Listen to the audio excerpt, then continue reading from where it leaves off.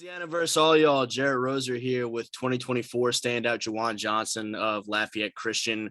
We've watched him as a standout quarterback for the Knights the last couple of years, and he's picked up a lot of his college attention the last week and a half, more as an athlete, DB, wide receiver, kind of a versatile option for that 2024 class for a slew of programs, including home state LSU, among 3 SEC programs, 4 Power Fives.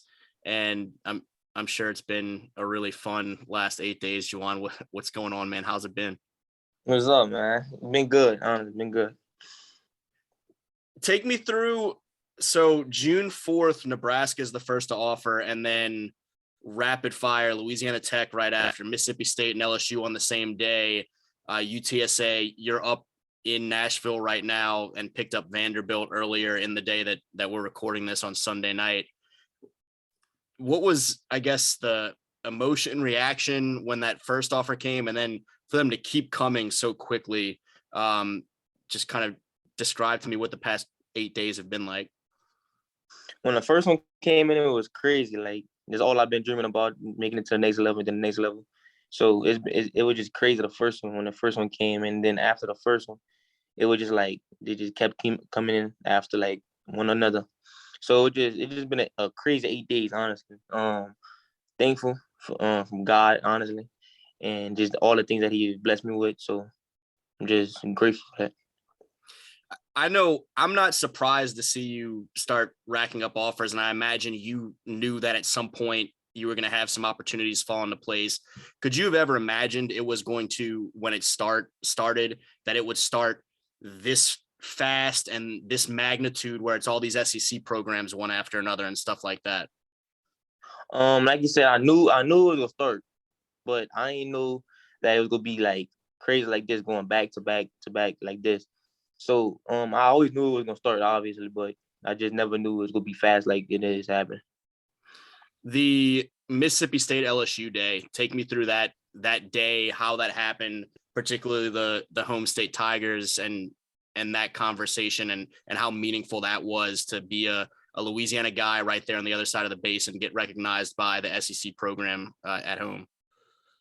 Now it was definitely a good feeling to be like, to know that you grew up in Louisiana and you get that first big offer from LSU like that. It was a great experience, honestly. I don't know, the Mississippi State, it was before that one. So like I already felt good about getting off that day, and then LSU just come the same day and offer me. It was crazy. It was a crazy experience. It's probably been a pretty hectic, as exciting as it's been. It's probably been a pretty hectic last week or so too, because you've been hitting all these camps one after another. I mentioned you're still up in Nashville right now. I saw you Friday at the LSU 7-on-7 that I'm rocking the sweet sunburn from, watching you guys all day before the rain rolled in. What is the hecticness and chaos and activity been like for you to try and bounce from one place to another so quickly? Honestly, I don't really mind it. Honestly, it's the process, and I really enjoy the process of just being and going to camps, and then the 7-on-7 thing for LSU. I really enjoy it. It's the process of just being an athlete. So I'm just living in it right now, honestly. When you see the rewards of the offers, it's probably a little bit easier to have an early wake up and flight and stuff like that. Mm-hmm. So how did preparation for all this go? I mentioned I've watched you primarily as the quarterback for the high school team the last couple of years, but you're out there locking guys down and doing things at different positions this camp season.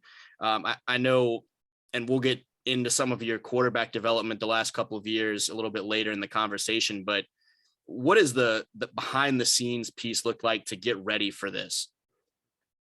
Honestly, been working with my guys, Coach Ken Ayo.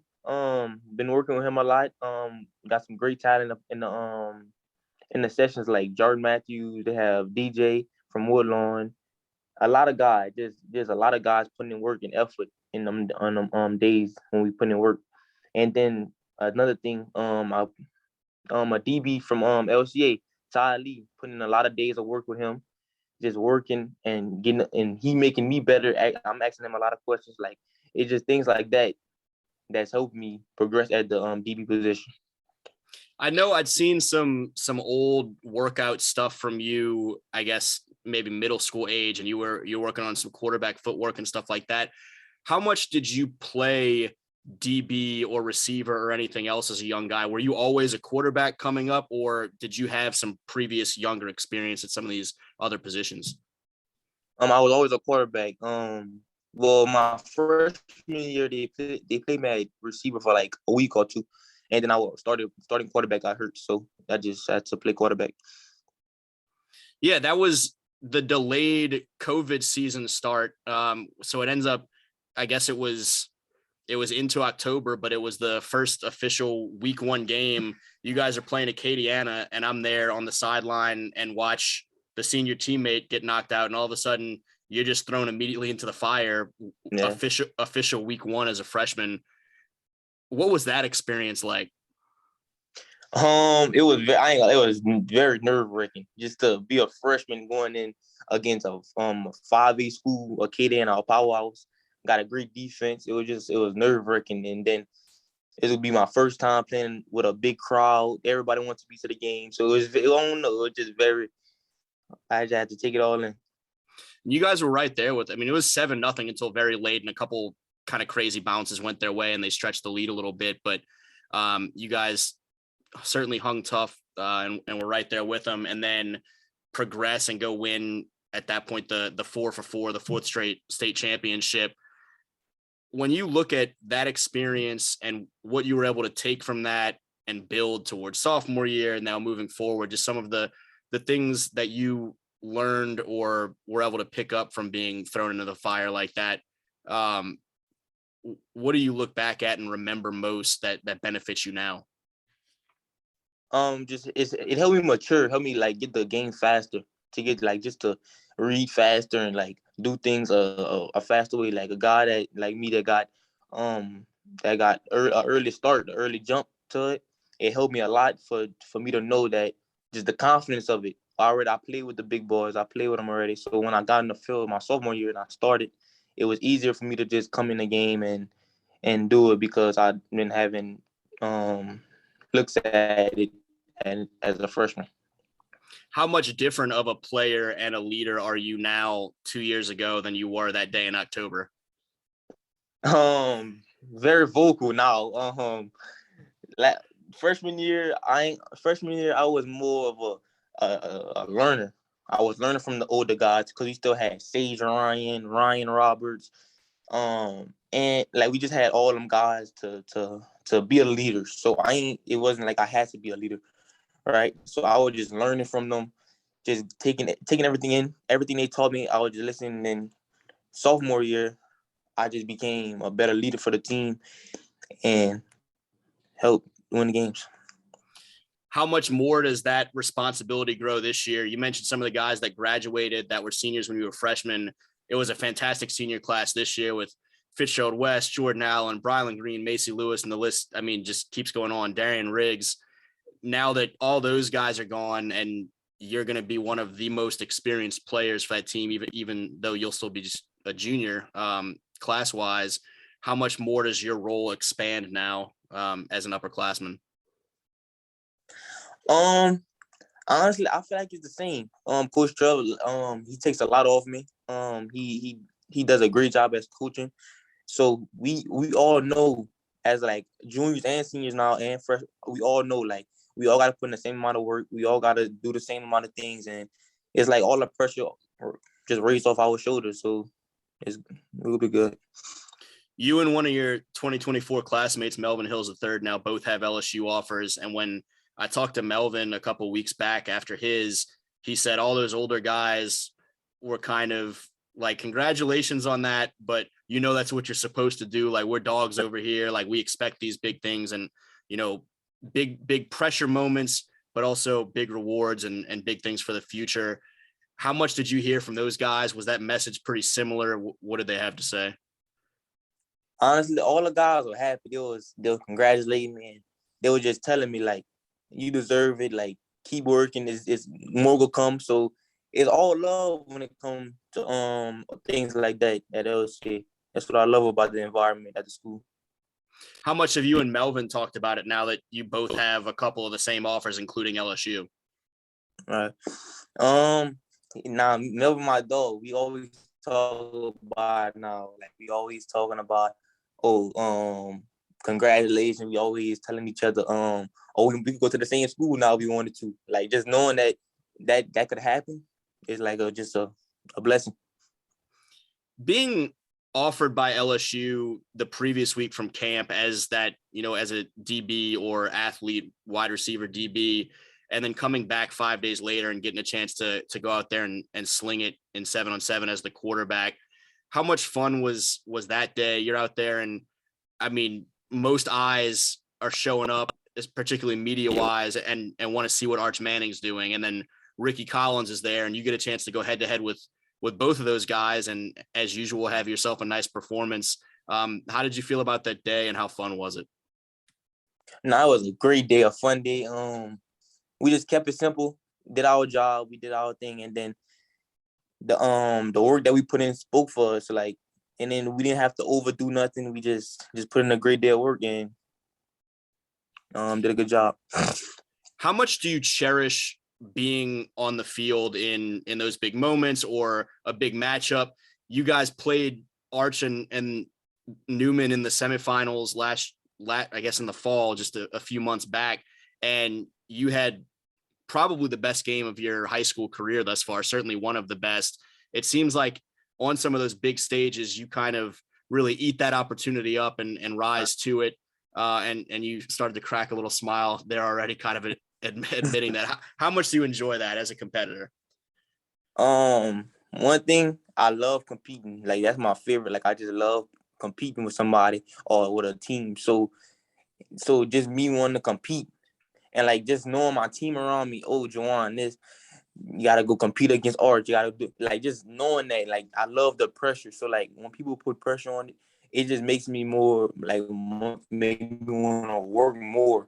So it's just fun competing, like going against a bigger team. That's why I love our schedule next year. We're going against some dogs, like some good teams.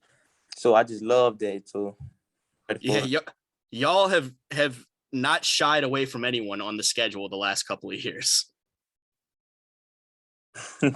Coach Trev don't shy away from nobody. Call him. Coach Trev was out there on Friday, and you would have thought that it was like a late playoff round the way he was coaching. He was out there, running off the sideline a little bit, shouting in just different directions, making sure all the DBs had their leverages and everything. What has this offseason been like for this program that y'all had gotten, I think, kind of used to winning state championships every year for a while, and then you were there, got behind early, made that push, run back, and then had a couple things go St. Charles's way, and so you guys end up in second place for the first time in a while. What has this offseason been like in terms of the the intensity and focus of the work?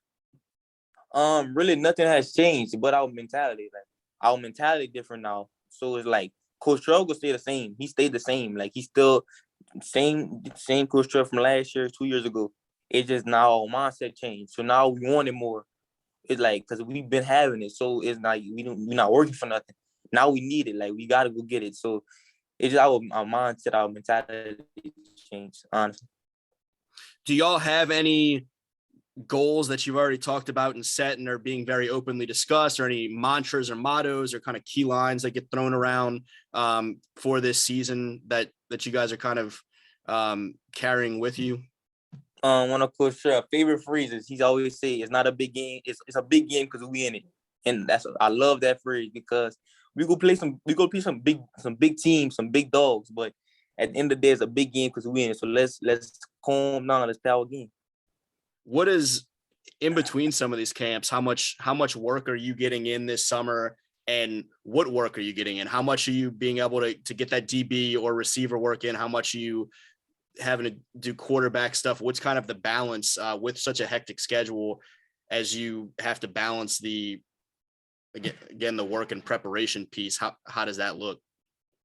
On court, like for the quarterback days, we work out 3 times a week. And like we do like a practice at the end. So on quarterback days, I do that. I do Monday, the Wednesday, and the Thursday. That's my quarterback days. And then on the Tuesday, and then on the Friday, Saturday, and Sunday, that's all my DB days. So I go out there with Ty Lee, another great 2024 cornerback. I go out there with him.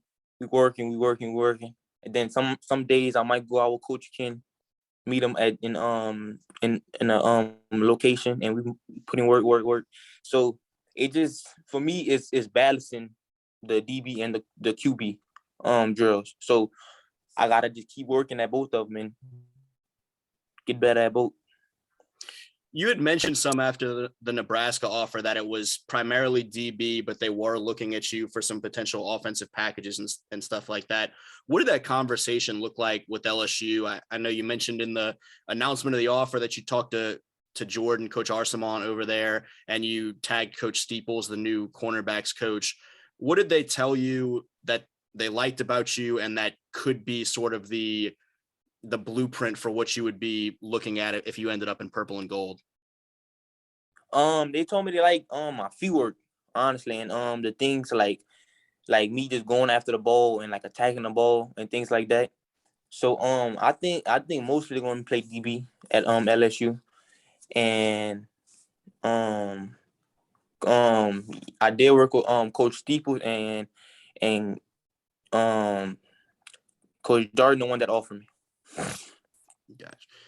And as we talked about sort of the significance of an LSU offer for a Louisiana guy knows very well the whole DBU tradition of an LSU. What does that mean to be offered at that position group specifically by that program where you got a guy, Sage Ryan, that's there already in that secondary that was one of those seniors when you were a freshman? It's crazy to think that, like, obviously always has been a dream since I lived in Louisiana to get a LSU offer, and to see that come true and see all the guys that's there already that I know. They got like Sage Ryan, Fitzgerald West, Latarius Welch, Malik Neighbors, all them guys, Jack Besh, like all of them. Like, it's just crazy to be a part of that group now, I guess. And Melvin Hill, like, it's just crazy. Did you have certain players that you really idolized growing up? And I mean, I guess if you say what players they are, we'll know what position, but who were some of the guys you looked up to when you were younger, whether it be college guys at an LSU or elsewhere, or NFL guys or whoever? Let's see. I always liked Tyrann Mathieu, his dog. Like, I just like the dog in him. Like, he was just a dog, honestly. He would just, like, he would go get it. At the end of the day, he would go get it. And for the quarterback position, I always looked up to Lamar Jackson for obvious reasons. I love Lamar, honestly. I love his play style and how he do things around the field. So, yeah.